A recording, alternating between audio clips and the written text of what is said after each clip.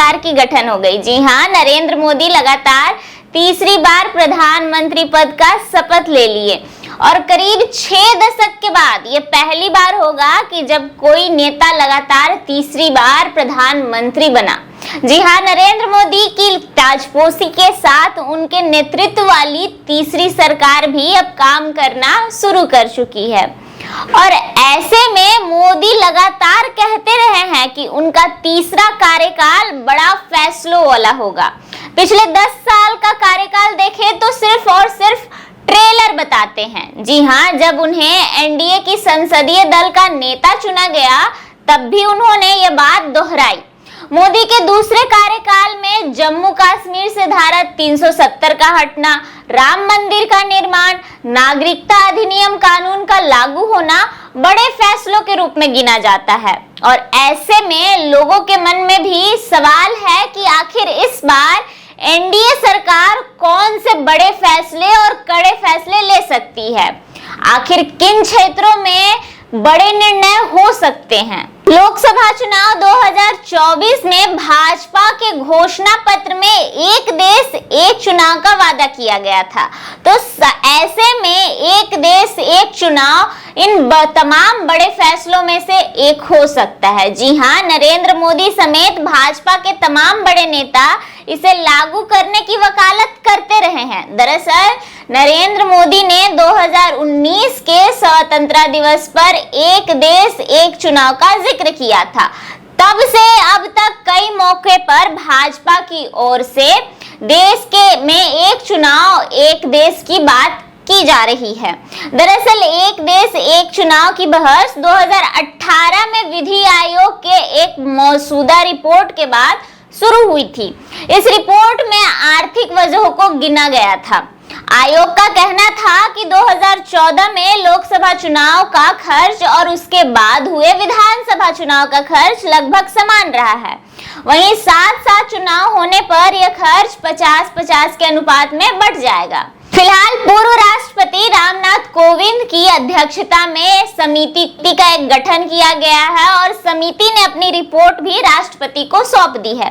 अब तीसरे कार्यकाल में एनडीए सरकार इसे लागू करने पर जोर दे सकती है, क्योंकि एनडीए सरकार के प्रमुख दल बन चुकी जदयू भी इस बार अपना समर्थन जता रही है। ऐसे में दूसरा सबसे बड़ा फैसला समान नागरिक संहिता भी हो सकता है। जी हाँ, देश में सबके लिए एक समान कानून करना भाजपा के एक एजेंडे में रहा है। पार्टी ने 2024 के घोषणा पत्र में इस विषय को रखा गया था और भारतीय जनता पार्टी ने 2022 में हुए उत्तराखंड के विधानसभा चुनाव में इसे मुद्दा बनाया था और चुनाव जीतने के बाद इसे लागू भी कर दिया। अब भाजपा के नेतृत्व वाली एनडीए की तीसरे कार्यकाल में समान नागरिक संहिता को आगे बढ़ाने पर जोर दिया जा रहा है। हालांकि इसके लिए सहयोगी दलों का समर्थन जुटाना भी चुनौती होगी, क्योंकि यूसीसी के मामले में जदयू ने भी कहा है कि इसमें सबकी राय जरूरी है।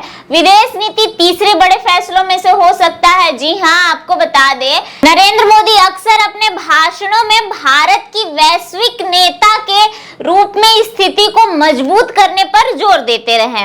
अपने तीसरे कार्यकाल में मोदी की विदेश नीति के लक्ष्य हो सकते हैं, क्योंकि संयुक्त राष्ट्र सुरक्षा परिषद में भारत की लंबे समय से प्रतीक्षित स्थायी सदस्यता को साकार करना मोदी के बड़े सपनों में से एक रहा है। जी हाँ, विदेश नीति के मोर्चे पर सरकार यूएनएससीसी के सदस्यता पर जोर देगी, लेकिन इस प्रयास में संयुक्त राष्ट्र के सुधार भी शामिल हैं। यूएनएससी में सुधार करना एक बड़ी चुनौती होगी, क्योंकि स्थायी सदस्य चीन अक्सर भारत को इसमें शामिल करने का विरोध करता रहा है।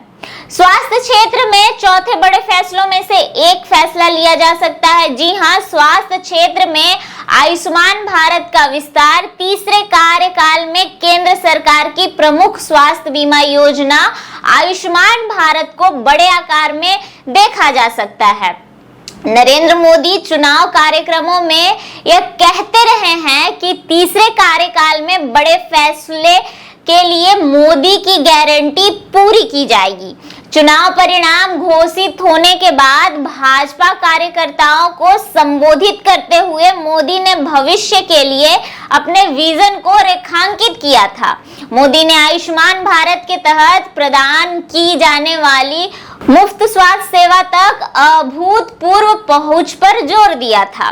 इसके अलावा भाजपा के 2024 के घोषणा पत्र में आयुष्मान भारत के कवरेज को 70 वर्ष से अधिक उम्र के वरिष्ठ नागरिकों और ट्रांसजेंडर समुदाय को शामिल करने के लिए आगे बढ़ाने के लिए भी बड़े वादे किए गए थे। ऐसी ही तमाम जानकारी के लिए खबर फर्स्ट को लाइक सब्सक्राइब करना ना भूलें और अपने राय और विचार कमेंट बॉक्स में जरूर बताएं। धन्यवाद।